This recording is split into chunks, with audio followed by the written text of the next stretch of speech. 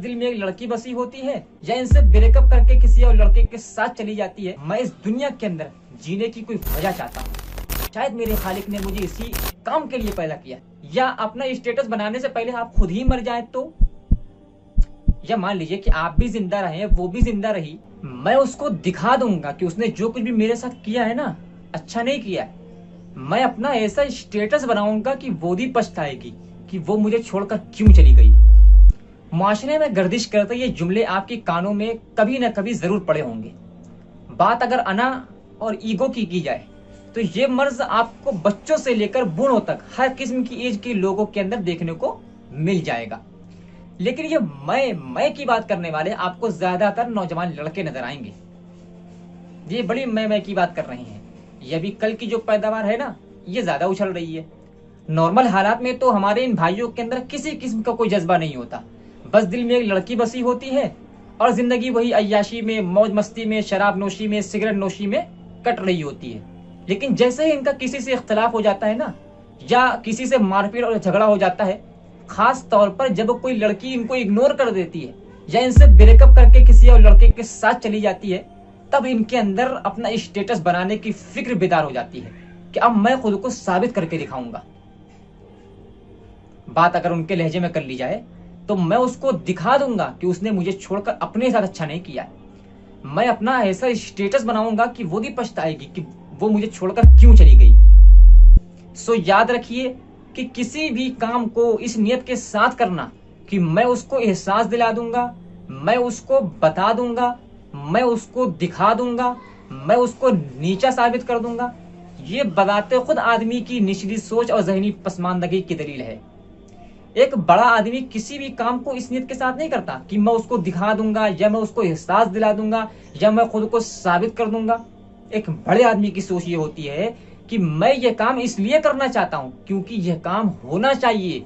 मैं ये काम इसलिए करना चाहता हूं क्योंकि मैं इस दुनिया के अंदर जीने की कोई वजह चाहता हूं। मैं इस काम को इसलिए करना चाहता हूं क्योंकि मैं अपनी मौत के वक्त अफसोस नहीं करना चाहता हूं। मैं ये काम इसलिए करना चाहता हूं क्योंकि मुझे लगता है कि शायद मेरे खालिक ने मुझे इसी काम के लिए पैदा किया है और मैं इस मिशन को पूरा करके उससे मुलाकात करना चाहता हूं। मैं इस काम को इसलिए करना चाहता हूं क्योंकि मुझे यहाँ पर खला नजर आ रही है, मुझे यहाँ पर स्पेस नजर आ रही है और इस स्पेस को मैं पूरा करना चाहता हूं। भला ये भी कोई मकसद होता है कि मैं उसको दिखा दूंगा, मैं खुद को साबित कर दूंगा, मैं उसको एहसास दिला दूंगा। भला ये भी कोई मकसद होता है कि मैं उसको दिखा दूंगा। अच्छा, मेरा एक सवाल है कि आप जिस लड़के को या जिस लड़की को अपना स्टेटस दिखाने की बात कर रहे हैं, अगर ऐसा हो कि आप अपना स्टेटस बनाते रह जाएं और आपका स्टेटस बनने से पहले ही वो लड़की मर जाए तो, या वो लड़का मर जाए तो, या अपना स्टेटस बनाने से पहले आप खुद ही मर जाए तो, या मान लीजिए कि आप भी जिंदा रहे वो भी जिंदा रही, लेकिन आपका स्टेटस देखने के बाद भी उसने आपको इग्नोर कर दिया तो, क्योंकि हो सकता है कि वो आपसे ऊपर पहुंच चुकी हो। या मान लीजिए कि उसने आपका स्टेटस देखने से सिरे से इनकार ही कर दिया तो, कहाँ गए आपके 15 साल जो आपने लगाया बड़े से बड़ा बिजनेस खड़ा करने में। या मान लीजिए कि हमारा जो भी मकसद था कि मैं उसको दिखा दूंगा और मैं उसको ये एहसास दिला दूंगा कि उसने मुझे छोड़कर बहुत बड़ी गलती की है। या हमारा जो भी मकसद था कि मैं महंगी से महंगी गाड़ी खरीदूंगा, मैं बैंक बैलेंस और बंगला खड़ा करूंगा ताकि उसको जला सकूं, मैं उसकी जिंदगी का चैन और सुकून खत्म कर दूंगा। फिर भी मेरा सवाल ये है कि अगर आपने किसी इंसान की जिंदगी की, या अगर हमने किसी इंसान की जिंदगी से चैन और सुकून खत्म करने के लिए और किसी इंसान को जलाने के लिए खुद को 15 साल तक जलाए रखा तो कौन सा अक्लमंदी का काम कर लिया।